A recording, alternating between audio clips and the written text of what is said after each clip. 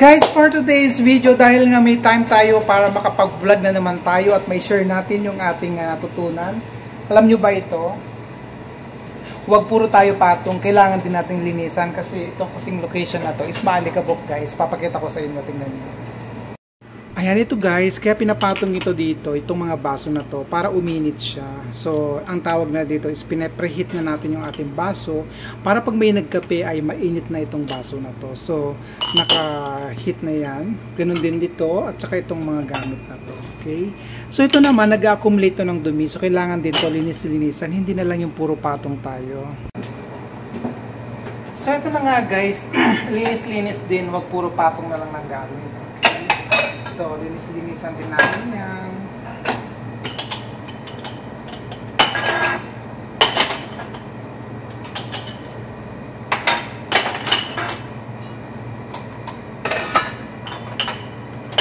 Mainit po talaga ito. Mainit na to. So, after ng duty, nililinisan din to. At least, not every day. Siguro mga every other day, ganyan. Nililinisan din to.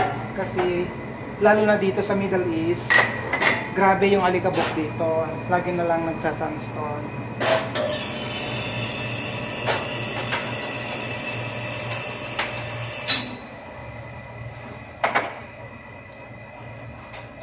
Ayan. So itong ano na to, itong rack niya, tanggalin natin.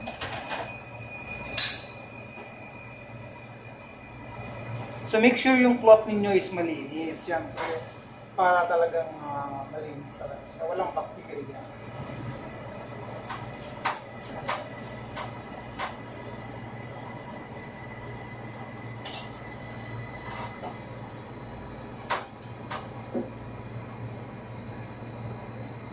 Hindi kasi pwede itong sprayan ng sanitizer yung loob, yung ibabaw kasi nga may mga wire kasi yan. So dapat punasan lang siya ng towel.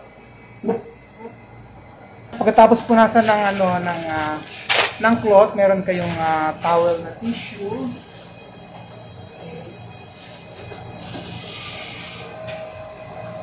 Basahin lang ninyo ng konti. Pagkatapos, punasan lang.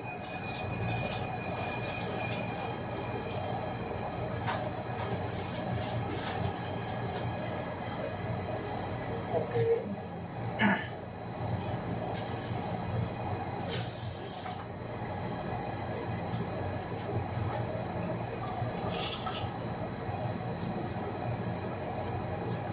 Parang diba, pag nagkaroon ng inspection, di super malinis na. Papakita ko sa inyo.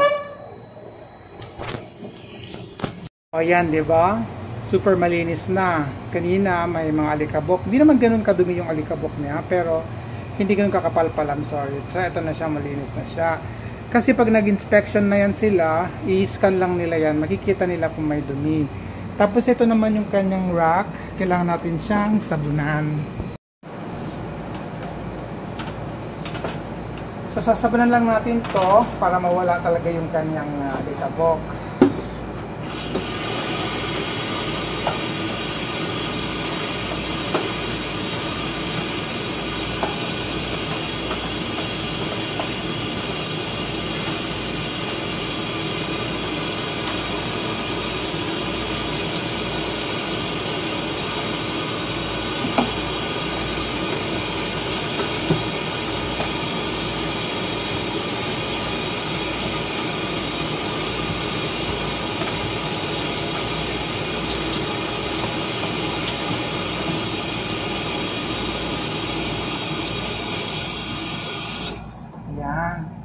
Siyempre, patuyin muna natin siya bago natin siya ibalik.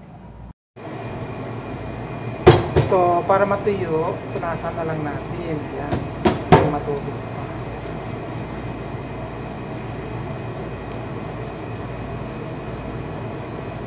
Kasi pag di mo pinunasan, tapos binabalik mo na siya at basa, magdidrip yung kanyang tubig. Tapos magmamark din dun sa stainless sa ibabaw. So, make sure lang na tuyo din siya.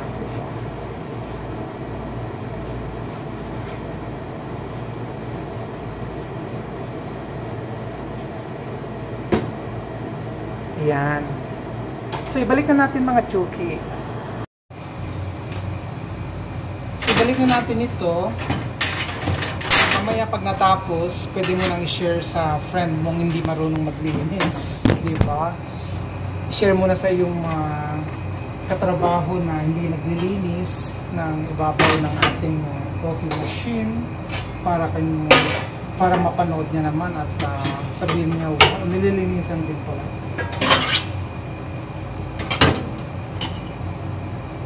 Tapos ibalikan natin ulit yung mga baso. Ayan, ibalikan natin ulit yung mga gamit na tinanggal natin kanina.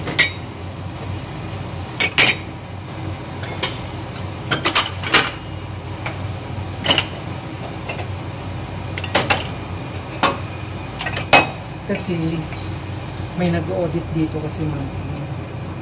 So, make sure lang natin na malinis yung ibabaw ng ating coffee machine. At saka kahit naman walang nag-edit, kailangan din natin linisan kasi nga, pag madumi yung ibabaw ng ating coffee machine, siyempre didikit yan sa muso ng ating coffee mug, diba? So, kawawa naman yung iinom ng merong alikabok yung muso ng ating coffee mug, diba? So, dapat make sure lang natin na malinis. Okay? So, thank you for watching. Stay safe and God bless everyone. Please like and share, subscribe, and share to your friend na hindi marunong maglinis. Bye-bye!